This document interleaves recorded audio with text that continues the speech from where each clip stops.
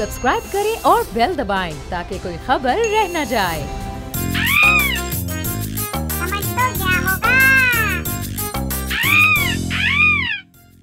अस्सलाम वालेकुम नाज़रीन, आपको खुशामदीद कहते हैं एक मरतबा फिर समझ तो गया होगा में। नाज़रीन, आपको बताया चले कि रमज़ान का दौर चल रहा है। इफ्तार की तैयारियां, सहरी की तैयारियां ज़ोर और शोर से चल रही होती हैं। सियासतदान भी एहतमाम करते हैं इफ्तार का, रोज़े भी रखते हैं माशाल्लाह से। और इसीलिए हम आपको बताएं कि मरियम औरंगज़ेब साहिबा इफ्तारी की तैयारी में चटनी बना रही थी। तो जो मेहमान आए हुए थे उसमें से किसी ने पूछा कि मोहतरमा, आप इतनी खूबसूरत, इतनी प्यारी, इतनी जायकादार चटनी कैसे बना लेती हैं? इसकी क्या ट्रिक है, ज़रा हमें भी बताएं, हम भी घर पे जाएंगे, ट्राई करेंगे। रोज़ रोज़ तो आप बुलाएंगी नहीं, इतनी अच्छी तो आप भी नहीं है और हम भी नहीं आ पाएंगे रोज़ रोज़। बताएं तो घर पर खुद चटनी बनाने कैसे।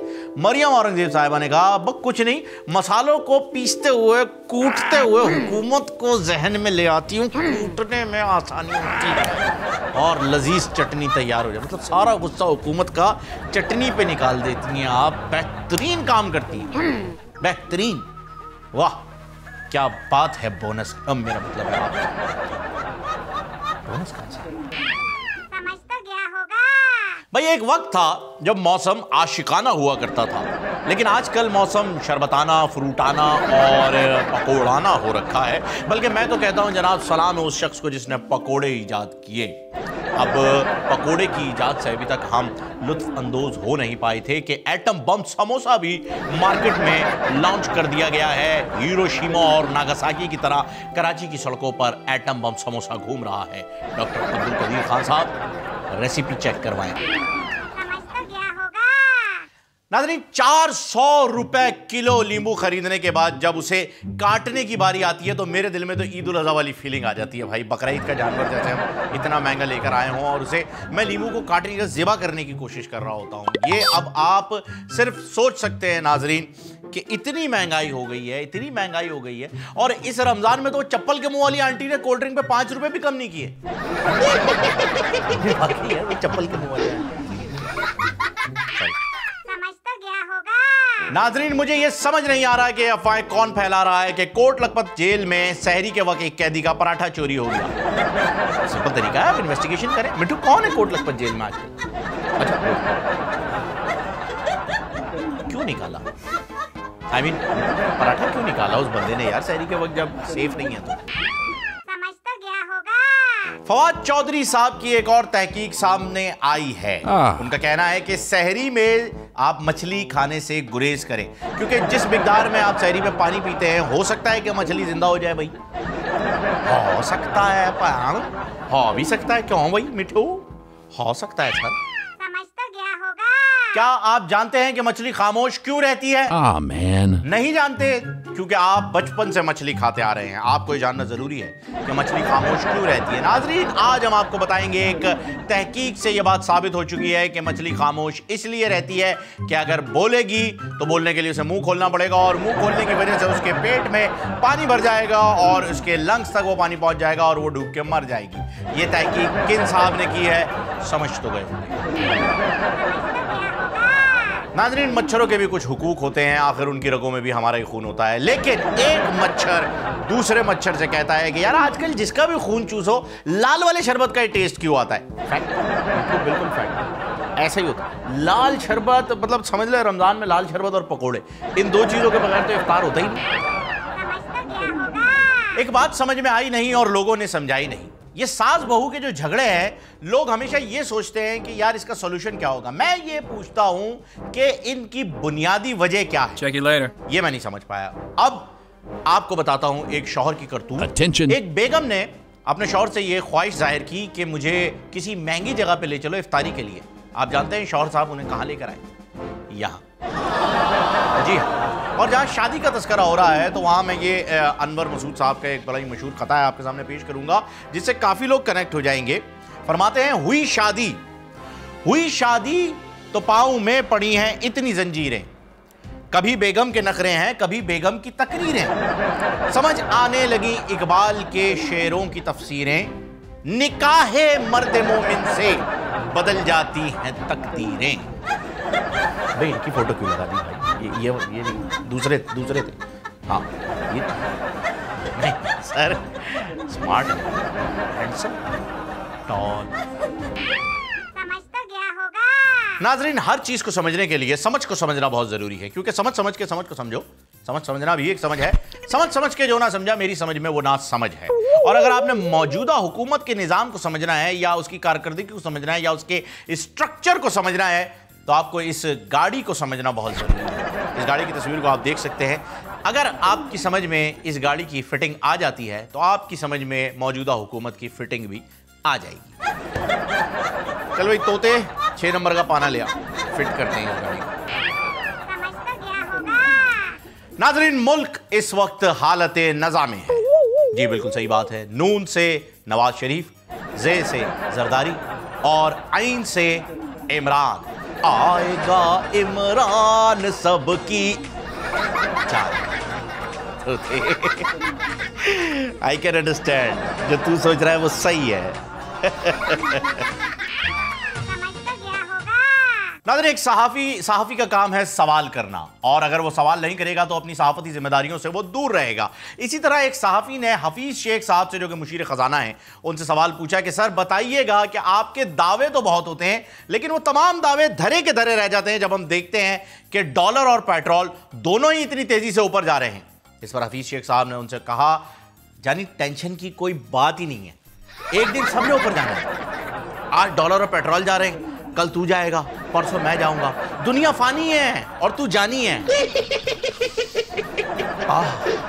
ठंड पै गई। समझ तो गया होगा। इमरान खान साहब माजी में मौका मांगते थे, मिल गया। मौजूदा दौर में वक्त मांग रहे हैं, वो भी मिल रहा है। मुझे डर इस बात का है कि कहीं मुस्तकबिल में माफी ना मांग रहे हो। वो जैसे डॉक्टर नहीं था ऑपरेशन थिएटर के बाद, तो मुझे बड़ा अफसोस से कहना पड़ रहा है कि हम नहीं बता सकते। आप दुआ करें को मुआवजा हो जाए, दुआ करें। लेकिन जहाँ तक हमारी डॉक्टर आए हैं, हम यही कह सकते हैं कि अब मुश्किल से कुछ 4 घंटे बाकी हैं। हौसला रखें। ये मुझे ऐसा लग रहा है, नहीं ये मईशत की बात कर रहा है। समझ तो गया होगा। नाजरीन, महंगाई ने तमाम शोबा फिक्र से ताल्लुक रखने वाले लोगों को मुतासर किया है। अब यहां बात आ जाती है कि कुछ लोग अगर शादी करना चाहें तो वो भी नहीं कर पा रहे, क्योंकि महंगाई बहुत ज्यादा है। और इसी महंगाई की वजह से लड़के वालों की और लड़की वालों की डिमांड्स बहुत बढ़ गई हैं। अब एक लड़की डिमांड करती है कि जी मैं ऐसे लड़के से शादी करूंगी जिसका कारोबार बहुत ऊंचा हो, बहुत ऊंचा कारोबार, उससे शादी करूंगी क्योंकि महंगाई बहुत है। जिसपे एक लड़का कहता है कि मुझसे शादी कर लो, मैं मीनारे पाकिस्तान पे पापड़ बेचता हूँ, कर लो, दिल गार्डन हो जाएगा, लवे सीरी हो जाएगा, दिल लवे सीरी कर लो ना प्लीज, कट्टो। मैंने मतलब कर लो, कट्टो क्या होता है? जाहिल। समझ तो गया होगा। नाज़रीन, कुछ लोग तो इतने पतले होते हैं, इतने पतले होते हैं कि मच्छर भी सोच रहा होता है कि खून लेके जाऊं या दे के। नहीं, मैं हरगिज देख फड्डा हो जाएगा, मैं बता रहा हूं। मैं परवेज खटक साहब की बात नहीं कर, देख फड्डा हो जाए, गाली निकल जाएगी मुझे। मैं परवेज खटक साहब की बात नहीं कर रहा था, गलत बयानी मत करो। बेटू समझा दे यार। समझ तो गया होगा। नाज़रीन, ये जो सुबह सुबह समंदर से बुखारात उठते हैं, ये झाग उठते हैं, ये सारा का सारा जो ये सिस्टम आप देख रहे हैं, ये इसलिए होता है क्योंकि मछलियां सुबह सुबह अपने लिए चाय बना रही होती हैं। जनाब वज़ीर science and technology Fawad Chaudhry साहब की ताज़ा तहकीक। समझ तो गया होगा। नाज़रीन, पीटीआई का दावा है कि मुल्क खान साहब की क़यादत में बहुत तेजी से तरक्की कर रहा है। मुझे डर है कि अगर इसी तेजी से तरक्की करते रहे तो कहीं हम निज़ाम शमसी से बाहर ना निकल जाएं। टाइटन पे बैठे हुए हैं, वहां पे गैलेक्टस आया हुआ है हमें पकड़ने के लिए, इन्फिनिटी स्टोन्स लेके बैठे हैं हम, खतरनाक किस्म की एवेंजर्स बन जाएंगे हम तो वहां जाकर। नहीं सर, प्लीज थोड़ी स्पीड स्लो करें, इतनी तेजी से निज़ाम शमसी से बाहर नहीं प्लीज। ये फिर आप हमें जो है वो क्वांटम फिजिक्स की दुनिया में ले जाए, क्वांटम गैलेक्सी वहां ना लेके जाए प्लीज। समझ तो गया होगा। नाजरीन, अक्सर सियासतदान खाने पीने के इतने शौकीन होते हैं, इतने शौकीन होते हैं कि कोई मौका नहीं छोड़ते खाने पीने का। अब एक दफा का वाकया है कि जनाब एक जद्दी पुश्ती सियासतदान, मतलब दादा भी सियासतदान, बाप भी सियासतदान, बेटा भी सियासतदान, खुद भी सियासतदान, जद्दी पुश्ती सियासतदान, इफ्तारी के लिए पहुंचे एक जगह दावत में। जब घर पहुंचे तो उन्होंने कहा कि अम्मी आज मैंने इतनी इफ्तारी कर ली दोस्त के घर कि दीवार का सहारा लेके वापस आना पड़ा, इतना फुल हो गया पेट। उस पर उनकी अम्मी जान कहती हैं अब पुत्र ये तो कुछ भी नहीं है, तेरे अब्बा जब किसी के इफ्तारी की दावत में जाते थे उन्हें चारपाई पे लेके आते थे। एक दिन ऐसी चारपाई आई, मुझे लगा इफ्तारी करके आए होंगे लेकिन टुर गए। समझ तो गया होगा। अवाम हमेशा एक ही बात करती है, महंगाई बहुत है, हुकूमत नाकाम है और डॉलर महंगा हो गया है, पेट्रोल बढ़ रहा है, अपनी मुसीबतें। मतलब हर वक्त यार इन मुसीबतों का रोना रोना जो है वो कोई अच्छी बात नहीं होती है। अब आप अपने हाल को रो रहे हैं, इधर इस शख्स को देखिए बेचारे को जिसने तरबूज खरीदा होगा, मेरी हमदर्दी इसके साथ है। चेक करें खाली आप यार, और आप कह रहे हैं आपका नसीब खराब है ना ना। समझ तो गया होगा। वैसे तरबूज से याद आया कि एक दिन मैं एक तरबूज वाले के पास गया और मैंने उससे पूछा कि जानी ये तुझे तरबूज पर थपकी मार के कैसे पता चल जाता है कि ये मीठा है या नहीं। इस पर तरबूज वाले ने मुझसे कहा कि भाईजान हमें नहीं पता चलता थपकी मारने से कि ये मीठा है या नहीं, अलबत्ता हमारे वालिद साहब ने हमें ये नसीहत की थी कि बेटा 2 तरबूज पे थपकी मारना और तीसरा गाहक को थमा देना, इससे गाहक ये समझ के खुश हो जाएगा कि ये वाला तरबूज मीठा निकलेगा। शायद इसी तर्ज पर जरदारी साहब ने बिलावल साहब को जो है वो ये सियासत जो है वो सिखाई है। लेकिन यार ये मीठे तरबूज का बिलावल साहब से क्या लेना देना, आपने ये क्यों कनेक्ट किया एक साथ मिठू? मैं नहीं समझ पाया कि क्यों कनेक्ट किया। समझ तो गया होगा। एक दफा का जिक्र है कि एक लड़के और लड़की में बिल्कुल वो दोनों एक दूसरे से प्यार करते थे, मोहब्बत करते थे, और लड़के ने जब मोहब्बत में लड़की को धोखा दिया तो लड़की ने उसे बद्दुआ दी और बद्दुआ देते हुए कहा कि जा तुझे अल्लाह शहबाज शरीफ जैसा भाई दे, जिस पर लड़का दौड़ते हुए वापस आया और लड़की के पैरों में गिर के माफी मांग ली। फिर मिट्टू वो वाला बजा होगा ना गाना बैकग्राउंड के अंदर, वो आजकल जो आशिकों का कौमी तराना है, जा तुझे माफ किया। सीरियसली है, ऐसा है, सीन है। समझ तो गया होगा। वैसे करप्शन के जितने इल्जामात नवाज शरीफ साहब पे लगाए गए हैं, इस हिसाब से तो लखपत जेल को अब तक खरबपत जेल हो जाना चाहिए। गहरी बात, खतरनाक होना चाहिए। वैसे खान साहब चल छोड़ यार, खान साहब। समझ तो गया होगा।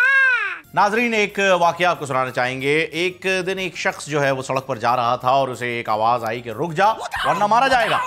वो रुक गया और वहीं उसके सामने थोड़ी देर के बाद, चंद लम्हों के बाद ही एक ऑयल टैंकर गिरता है और उसमें धमाका होता है और वो शख्स बच जाता है।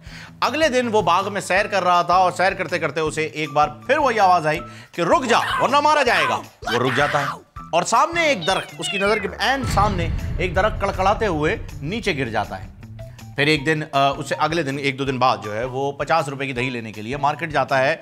दही वाले की दुकान बिल्कुल सामने है, वो यहाँ है, दुकान सामने है, वो वहाँ बढ़ रहा होता है और उसे आवाज़ आती है रुक जा वरना मारा जाएगा। वो रुक जाता है और ऐन उसके सामने एक बिजली के खंभे से तार टूटता है, नीचे गिरता है और वो सर पकड़ के बैठ जाता है। वो कहता है ये कौन है? Do I know you? और वो आवाज़ लगाता है कि ए गैबी शख्स मुझे बता तू कौन है जो मेरी मदद करने के लिए बार बार आ जाता है और मुझे बताता है, इन सारी परेशानियों से दूर करता है। तो आवाज़ आती है कि मैं एक जिन हूँ, नेक जिन हूँ और मैं इसलिए जो है वो तुम्हें आवाज़ें बता देता हूँ कि भाई ये सिस्टम ख़राब है और ऐसा है वैसा है, कुछ चेंजेस है।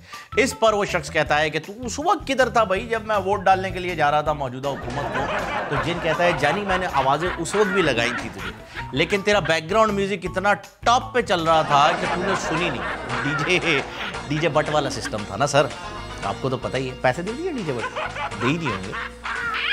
समझ तो गया होगा। उनके देखे से जो आ जाती है रुख पे रौनक, वो समझते हैं कि इमरान का हाल अच्छा है। बहरहाल यहाँ बीमार था लेकिन मैंने कहा कि इमरान खान साहब का ही तस्करा करने लगा हूँ तो उनके लिए कोई शेर सुना दो। इमरान खान साहब ने अपनी एक प्रेस मीटिंग के अंदर एक दिलचस्प वाकया अपनी ज़िंदगी का शेयर किया और उन्होंने बताया कि जब वो अस्पताल बना रहे थे तो फंड रेजिंग उनके लिए एक बड़ा ही अहम बल्कि एक वाहिद काम था जो वो कर रहे थे और सुबह से शाम तक उन्होंने बताया कि वो सिर्फ और सिर्फ दोनों हाथों से पैसे लिया करते थे। ये उनका काम था और लोगों ने खूब पैसे दिए भी, इसमें भी कोई शक नहीं है। काफ़ी ज़्यादा जो है वो लोगों ने उसमें इन्होंने इमरान खान साहब ने चंदा भी इकट्ठा किया और इन्होंने बताया कि जी चंदा इकट्ठा करने की मुझे इतनी आदत हो गई थी कि जब एक बार एयरपोर्ट पर एक खातून इनसे ऑटोग्राफ लेने के लिए आई तो उनके पर्स में उन्होंने पर्स खोला और ऑटोग्राफ डायरी के साथ साथ 1000 का नोट भी रखा हुआ था। तो खान साहब ने डायरी पे साइन करने की बजाय 1000 का नोट लेने के लिए हाथ आगे बढ़ा दिया और नोट ले भी लिया, जिस पर उन्होंने कहा कि उन्हें बड़ी शर्मिंदगी होती है। वैसे बड़ा ही मज़े का और बड़ा ही कमाल वाक़या जो उन्होंने खुद बताया और इस वाक़ये को सुनने के बाद हमें अंदाज़ा होता है कि अगर इमरान चाहता तो लंदन में सुकून की ज़िंदगी गुजार सकता था नाजरीन, और हम यहाँ। समझ तो गया होगा। नाजरीन अब हम आपको दिखाएंगे जनाब फवाद चौधरी साहब की कुछ नायाब तस्वीर। सबसे पहले तो आपको दिखाएंगे उनकी ये ज़माना तालिब इल्मी की एक बड़ी खूबसूरत सी तस्वीर हमारे सामने आई है, आप भी देखिए। और इसके बाद जो हम आपको तस्वीर दिखाने लगे हैं वो तो कमाल तस्वीर है, मतलब आप सोच भी नहीं सकते। नासा ने इतने बड़े बड़े रॉकेट बनाए हैं, इतने बड़े बड़े एयर सूट स्पेस सूट्स बनाए हैं और पता नहीं क्या क्या बनाया है उसने, लेकिन इसके बावजूद आपको ये बताते चलें कि फवाद चौधरी साहब इस वक्त स्पेस में पिज़्ज़ा एंजॉय कर रहे हैं। तो चेक करें खाली बंदे का चिल लेवल, स्वैग चेक करें, आप स्वैग चेक करें बंदे का। ये स्वैग से जो है वो सबका स्वागत कर रहे हैं स्पेस में बैठकर। ये होता है सीन भाई। अब आप सोच रहे होंगे तस्वीर किसने ली है, ये फोटोशॉप है, ये तो हो ही नहीं सकता। भाईजान एलियन ने तस्वीर ली है, एलियन ने खुद जो है उसको ईमेल किया है। और आपको पता है एलियन के पास टेक्नोलॉजी कितनी अच्छी है, आपने देखी है ना वो इंडिपेंडेंस डे मूवी जो थी जिसमें एलियन आ जाता है ये स्पेस शिप लेके पूरा का पूरा। तो टेक्नोलॉजी एलियन के पास ज़्यादा एक्टिव है, बहुत आला है। ये फवाद चौधरी साहब वो सीखने के लिए वहाँ गए हैं क्योंकि वजीर साइंस एंड टेक्नोलॉजी। आप इन्हें हल्के में ले लें, आप इन्हें हल्के में ना लें, बल्कि आप इनके हल्के में जाके इन्हें वोट दें। समझ तो गया होगा। गोरे गोरे मुखड़े पे काला काला चश्मा, तौबा खुदा खैर करे, खूब है करिश्मा। जी हाँ नाजरीन, आप देख सकते हैं कि इमरान खान साहब का ये नया चश्मा है जिसे लगा के वो पूरे पाकिस्तान को सरसब्ज देख रहे हैं, हरियाली हरियाली देख रहे हैं। बल्कि चश्मा लगा के वो कहते हैं कि यार अब तो आसमान भी नए पाकिस्तान में सब्ज रंग का हो गया है। सर गेम ऑन है, गेम ऑन है, मैं कहता हूँ गेम ऑफ थ्रोन्स ऑन है। सीजन 8। समझ तो गया होगा। क्या आपको मालूम है कि दुनिया का मशहूर तरीन इमोजी साइन जनाब फवाद चौधरी साहब की याद में शाया किया गया? नहीं, अभी भी पक्का चेक करें, हो सकता है ऐसा हुआ हो। हमें न्यूज मिली थी तो हमने आपको बता दिया, चेक करें, हो सकता है। समझ तो गया होगा। नाजरीन छोटा कद और पेट बड़ा है, पैसे वाला सेठ खड़ा है। ये तो हो गई सेठ की निशानी, लेकिन आपको बताया चले कि अगर फर्नीचर छोटा हो और टीवी बड़ा हो तो एडजस्टमेंट कुछ इस तरह से होती है। और ऐसी एडजस्टमेंट तो हमने कैबिनेट में भी देखी है। नहीं, आप गलत समझ रहे हैं, मैं अलमारी के कैबिनेट की बात कर रहा था, किचन कैबिनेट्स होते हैं उनकी बात कर रहा था, लेकिन आप पार्लियामेंट के कैबिनेट ऐसा है ना। समझ तो गया होगा। नाजरीन बात करेंगे उस दौर की जब आतिश जवान था। जी हाँ, नवाज शरीफ साहब और जरदारी साहब लड़कपन के दौर में थे और उस वक्त मोबाइल फ़ोन भी ईजाद नहीं हुए थे। PTCL पे बात हुआ करती थी, लैंडलाइन, CLI भी नहीं निकला था। इसलिए जब कोई कॉल करता था तो अननोन ही रहता था उस वक्त तक, जब तक कि वो खुद अपना नाम ना बता दे। बहरहाल एक दिन हम सब जानते हैं कि जरदारी साहब का सेंस ऑफ ह्यूमर बहुत ही अच्छा है और काफ़ी शुगल मिजाज भी हैं। एक दिन ऐसी शुगलन नवाज शरीफ साहब को कॉल की और बताया नहीं कि वो खुद कौन है, और कॉल करके पूछा, हाँ भाई फ्रिज चल रहा है? मियाँ साहब ने हाँ जी बिल्कुल चल रहा है। जरदारी साहब ने कहा पकड़ लो वरना भाग जाएगा। मियाँ साहब को बड़ा गुस्सा है। थोड़ी देर बाद दोबारा जरदारी साहब ने कॉल की, पूछा फ्रिज है? मियाँ साहब गुस्से में तो उन्होंने कहा नहीं फ्रिज ही नहीं है। जरदारी साहब ने कहा मैंने बोला था पकड़ लो वरना भाग जाएगा। तो ये चलते रहती हैं ऐसी फ़ोन कॉल। सियासतदानों का जो है वो एक ट्रेंड रहा है फ़ोन के ऊपर बात करना। और फ़ोन कॉल वाले सियासतदानों से मुझे याद आया तमश डॉक्टर। समझ तो गया होगा। जनाब फवाद चौधरी साहब की इस मुल्क के लिए बेतहाशा खिदमात हैं और गर्मियों में गर्मी के तोड़ के लिए जो उन्होंने ईजाद की है, देख सकते हैं। Great man, great mind. मैं तो कहता हूं इन्हें ब्यूटी विद ब्रेन। बाकी है मतलब लुक्स हैं नो डाउट, लेकिन इसके साथ साथ आपको ये भी बताया चलें कि इनकी एक और साइंस है कि जितने में जहाज का टिकट आता है इतने में आप जहाज खरीद लें पूरा। जहाज भी आप चेक कर सकते हैं भाई। ये वाला सर, मतलब इससे तो वो वाला जहाज ज्यादा अच्छा था ना वो। ये भी ठीक है। समझ तो गया होगा। और देखिए नाजरीन के फवाद चौधरी साहब कितने ज़हीन हैं, कितने ज़हीन और कितने ज़हीन है कि ये सूरज पर रात को उतरे। इनका कहना है कि रात में वहाँ गर्मी कम होती है, इसी वजह से रोशनी भी कम आती है। धूप आपने देखा है ना, रात में जो है भाईजान, रात में गेम और है सूरज का। रात के अंदर जो है वो पता ही नहीं होता है कि जी क्या हो रहा है क्या नहीं हो रहा। रात में सूरज पे आपको कोई दिखेगा भी नहीं, अंधेरा होता है। मैं नहीं कह रहा हूँ, फवाद चौधरी साहब की समझ। समझ तो गया होगा। नाजरीन महंगाई की वजह से अगर आप एप्पल की मैकबुक नहीं खरीद सकते तो फवाद चौधरी साहब की साइंस आजमा कर देखें, अफाका होगा। सुबह उठने से पहले 2 चम्मच और रात को सोने के बाद 2 चम्मच। और ठीक है ना, जैसे वजीर वैसी अवाम। जब शेव करनी हो और शीशा पास ना हो तो फवाद चौधरी साहब की साइंस याद रखें। बिल्कुल minus minus plus, plus plus plus, plus minus. Shehbaz Sharif साहब बाहर, नवाज शरीफ साहब अंदर। साइंस याद रखें। समझ तो गया होगा। नाज़रीन खुशी की खबर है, खुश हो जाइए, मिठाइयाँ बांटिए, मुबारकबादें दीजिए, शादियाने बजाइए, क्योंकि फवाद चौधरी साहब ने एक ऐसी खबर दे दी है जिसके बाद हर इंसान खुश होगा। उनका कहना है कि इस बार आम के सीजन में कोई भी आम लगड़ा नहीं होगा क्योंकि तमाम तर फसल को पोलियो के कतरे पिला दिए गए। 2 जिंदगी के आई। समझ तो गया होगा।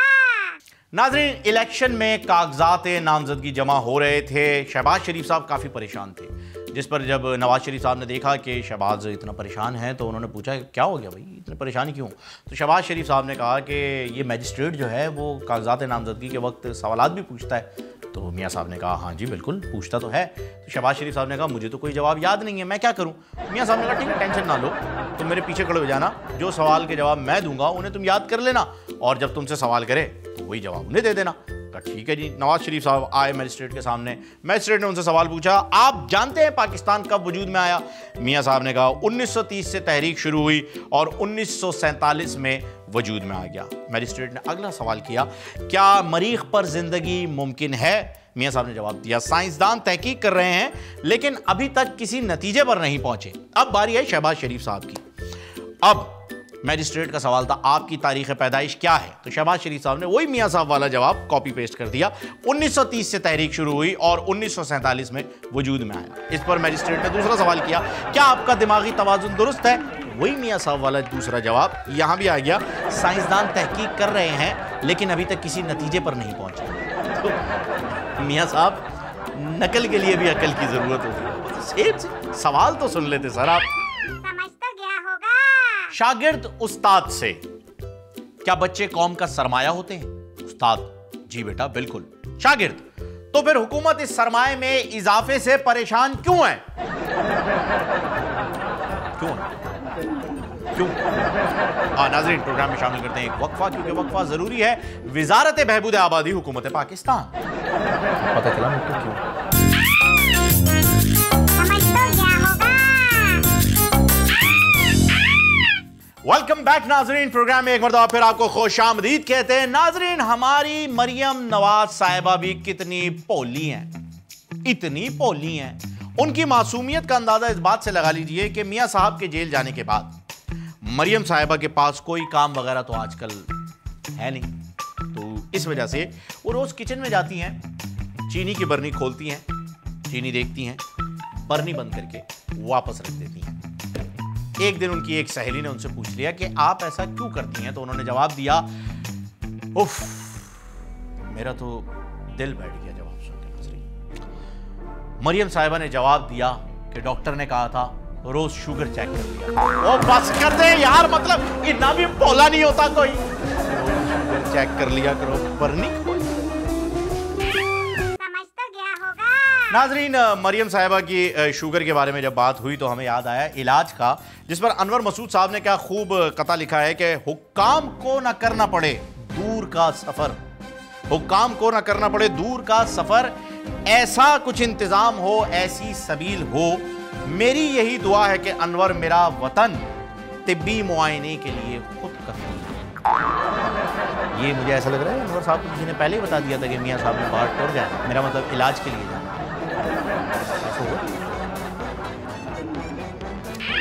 समझ तो गया होगा। नाज़रीन, शेख साहब का जब भी जिक्र आता है तो उनकी सिगार एक वर्ल्ड फेमस उनकी एक आइडेंटिटी है और सिगार से जाने भी जाते हैं। सिगार बड़ा पीते हैं, शौक से पीते हैं। ऐसे ही एक साहब सिगार नोशी किया करते थे। मुझे याद आया कि उनका एक वाक़या मुझे याद आया। शादी हो गई उनकी।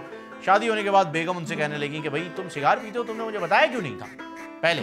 इस पर शौहर कहते हैं तुम खून पीती हो, तुमने मुझे बताया था पहले। भाई ये अच्छी बात है, लेकिन शेख साहब की तो शादी नहीं हुई है। शायद इसी वजह से अभी तक उन्होंने शादी नहीं की। बहरहाल शादी करें या ना करें नाजरीन, हम आपको ये बताते चलें कि मियाँ और बीवी सिर्फ एक ही हाल में खुश रहते हैं और वह है शादी हाल।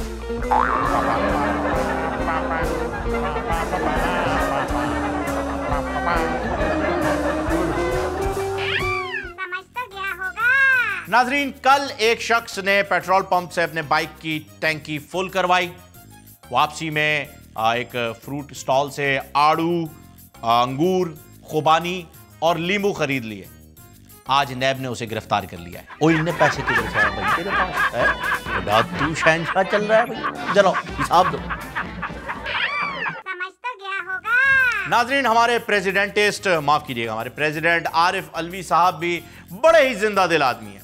एक दिन खातून अव्वल जो है वो इनके लिए लॉन में चाय लेकर आई तो उन्होंने पूछा क्या आपको कप में डाल दूं, जिस पर हमारे प्रेसिडेंट साहब ने जवाब दिया मैं कप में नहीं आऊंगा। President rock, Bobby shock. समझ तो गया होगा। क्या आपके मसूड़ों में दर्द है? क्या आपके टूथपेस्ट में नमक है? माफ कीजिएगा, टीवी की एड याद आ गई। क्या आपको पता है कि असद उमर साहब को हटाकर हफीज शेख साहब को का इंतखाब क्यों किया गया? बहरहाल खान साहब ने जब उनका इंटरव्यू किया हफीज शेख साहब का तो उनसे पूछा 2 में से 2 निकाल दो, क्या बचा? जिस पर हफीज शेख साहब ने कहा मैं कुछ समझा नहीं, मुझे एग्जाम्पल देके बताएं जरा कि आप क्या कहना चाह रहे हैं। खान साहब ने एग्जाम्पल दी, तुम्हारे पास 2 रोटियां हैं, तुमने दोनों खा ली, क्या बचा? इस पर हफीज शेख साहब ने कहा जी मेरे पास अगर 2 रोटियां और मैंने दोनों खा ली तो सालन बचा। बस इसी से इंस्पायर होकर आपको मुशीर खजाना बना दिया गया। अच्छा, ये फार्मूला खान साहब का अपना नहीं, क्योंकि इससे पहले हफीज शेख साहब जो है वो वजीर खजाना थे जरदारी साहब के दौर में, और वहां भी यही इंटरव्यू हुआ था और वहां सवाल ये पूछा गया जरदारी साहब की जानिब से कि 2 में से 2 निकाल दो, क्या बचा? तो हफीज शेख साहब का जवाब था सर आपको जितने बचाने उतने बच गए। समझ तो गया होगा। नाजरीन, बिलावल साहब अब बड़े लीडर बन चुके हैं, पार्टी के सरबराह भी हैं, लेकिन वो बच्चे भी थे एक जमाना। जाहिर सी बात है हम सब बच्चे होते हैं। उनके बचपन का एक वाकया मैं आपको बताना चाहूंगा। एक दिन वो शुगल में दरख्त पे चढ़ गए। दरख्त पर पहले से एक बंदर भी बैठा हुआ था। तो बंदर ने उनसे पूछा कि भाई क्यों आए हो यहाँ? तो उन्होंने बंदर को बताया मैं सेब खाने आया हूँ। इस पर बंदर ने हंसते हुए कहा ये तो आम का दरख्त है। तो जिस पर बिलावल साहब बोले कर दी ना जानवर वाली बात, मैं सेब साथ लाया।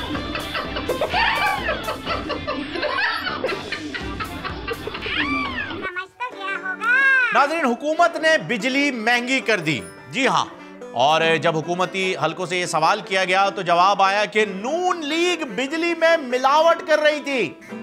अब बिल्कुल खालिस बिजली आ रही है, वो मिलावट वाली बिजली थी इसलिए सस्ती आ रही थी। अब इतनी खालिस बिजली है कि अगर आपको यकीन नहीं आ रहा आप हाथ लगा के चेक कर लें, 440 वोल्ट अगर ना लगे आपके पैसे वापस। बिल दे, मैं बिल दे ज्यादा। समझ तो गया होगा। खैर मैं तो यही कहूंगा नाजरीन के रमजान का महीना आ गया लेकिन आम नहीं आए। ये हुकूमत मुकम्मल तौर पर नाकाम हो चुकी है, आप यकीन समझ तो गया होगा। नाजरीन, खान साहब जब ऑपोजिशन में थे तो वीआईपी प्रोटोकॉल के इतने खिलाफ थे, इतने खिलाफ थे कि वो कहते थे, मिसालें देते नहीं थकते थे कि जी हॉलैंड का वजीर आजम आज में साइकिल पे जाता है जी अपना दफ्तर। अब हॉलैंड का वजीर आजम परेशान है, वो कह रहा है बेचारा कि मैं तो आज भी साइकिल पे ही दफ्तर जाता हूं, लेकिन कोई बात ही नहीं कर रहा है इस बारे में। बहरहाल अब इसलिए कोई बात नहीं कर रहा है अपने हॉलैंड वाले पायाण कि अब हमारे इमरान खान साहब भी माशाल्लाह से खुद वजीर आजम है, इसलिए। बहरहाल नाजरीन, हॉलैंड का वजीर आजम तो दूर की बात है, हमारा पाकिस्तानी, हर पाकिस्तानी जो है वो आज के हालात देखते हुए हमें लग रहा है कि साइकिल पर ही दफ्तर जाएगा, क्योंकि पेट्रोल जो इतना महंगा हो गया है। साइकिल में पेट्रोल, ये बड़ी एक अच्छी समझ तो गया मैं जब भी मियां ब्रादरान की सादगी देखता हूं तो मुझे वही दो भाई याद आ जाते हैं जो एक क्लास में साथ पढ़ते थे। एक दिन इम्तिहानात चल रहे थे और दोनों भाई उस क्लास में बैठे इम्तिहान दे रहे थे। सवाल आया, अपने शहर का नाम बताएं। दोनों भाइयों ने अलग अलग शहर का नाम लिखा, जिस पर मास्टर साहब ने रिजल्ट बनाते हुए उनसे पूछा कि तुम दोनों ने अलग अलग शहर का नाम क्यों लिखा है। तो भाइयों में से एक भाई कहता है, और जी फिर तुसी कहना सी नकल मारी है, तुसी इल्जाम लगा दोगे, फिर मैं तुम्हें पूछूंगा मैंने क्यों निकाला। दो भाइयों ने ऐसा, इन दो भाइयों ने। समझ तो गया होगा। नाजरीन, एक मिसल मशहूर है कि खवातीन अच्छी ड्राइवर्स नहीं होती। मैं इस बात से डिसएग्री करता हूं। मैं बिल्कुल भी ये बात नहीं मानता, क्योंकि मैं जानता हूं कि खवातीन बहुत ही अच्छी ड्राइव कर लेती हैं गाड़ियां। जी बिल्कुल। एक ऐसा ही वाकया हुआ, एक खातून ट्रैफिक सिग्नल पे खड़ी थी, सिग्नल की लाइट जो है वो ग्रीन हो गई, लेकिन उन्होंने गाड़ी नहीं चलाई। ट्रैफिक वार्डन बड़े अदब से उनके पास आया और बोला, खातून हमारे पास ग्रीन कलर में यही शेड अवेलेबल है, प्लीज गाड़ी चला लें। मिठू, तेरा शेड डिफरेंट है यार, ग्रीन सिग्नल का शेड डिफरेंट होता है।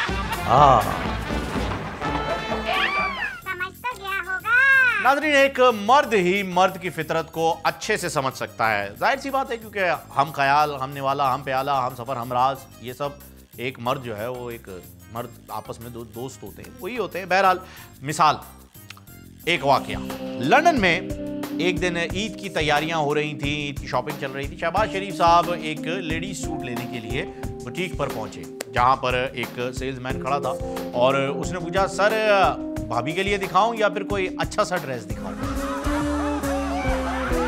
यकीनन शहबाज शरीफ साहब ने कोई अच्छा सा ड्रेस दिया होगा। बेगम नाजरीन, रमज़ान मुबारक का महीना है, सहर व इफ्तार की महफिलें सजी रहती हैं, पड़ोसियों के साथ इफ्तारी और सहरी शेयर की जाती है, हमारा कल्चर है। इसीलिए कल रात को सहरी पर मैंने एक पड़ोसी के घर सालन भेजा, तो उन्होंने जवाबन हमें पकोड़े भेज दिए। अब पकोड़े खाने का उस वक्त मेरा मूड नहीं हो रहा था, सहरी थी, तो मैंने वो पकोड़े दूसरे पड़ोसी के घर भेज दिए।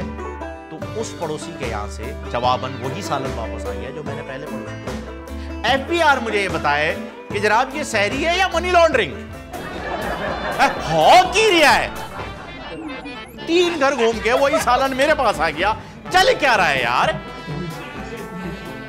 अब खुशबू पूरे फ्लोर से बिरयानी की आ रही है। समझ तो गया होगा। एक साहब कल पजेरों में नजर आए मुझे, एक साहब कल पजेरों में नजर आए मुझे, यूं लगा जैसे कोई आपे से बाहर हो गया। मैंने पूछा, आप डाकू हैं या लीडर? तो कहा, मैंने पूछा, आप डाकू हैं या लीडर? तो कहा, पहले डाकू था, तरक्की पाके लीडर हो गया। बहरहाल, लीडर लीडर होता है जी, चाहे असली हो चाहे जाली हो। उसी तरह से डिग्री डिग्री होती है, चाहे असली हो चाहे जाली हो। और जहां डिग्री का जिक्र आता है वहां पर जिक्र आता है जनाब असलम डिग्री, मेरा मतलब असलम रईसानी साहब का। उन्हीं के बारे में आज हम बताते हैं कि कैसे वो फिसले। तो देखते हैं, फिसल गया होगा।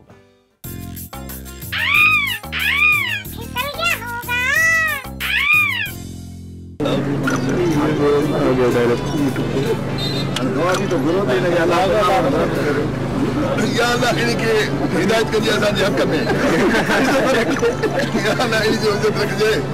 जबान खराब आए।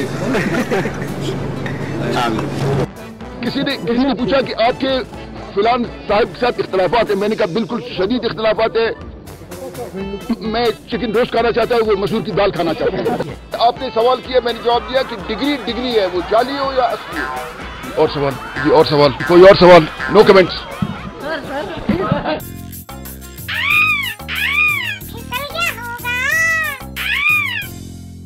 नाजरीन, एक वकील आपकी जिंदगी में उतना ही अहम होता है जितना कि एक डॉक्टर, एक कंपाउंडर, एक नाई अच्छा हाँ, और जितना कि कोई सब्जी फरोश या ड्राइवर। मतलब ये कि वकील बहुत ज़रूरी है। इसी पर अनवर मसूद साहब ने क्या खूब वकील की शान में बयान किया है कि कब्जा दिला दिया मुझे मेरे मकान का, कब्जा दिला दिया मुझे मेरे मकान का। मेरे जो थे वकील अदीमुल नज़ीर हैं, फीस उनकी पूछते हो तो अब उस मकान में खुद हजरत वकील ही रिहाइश पजीर।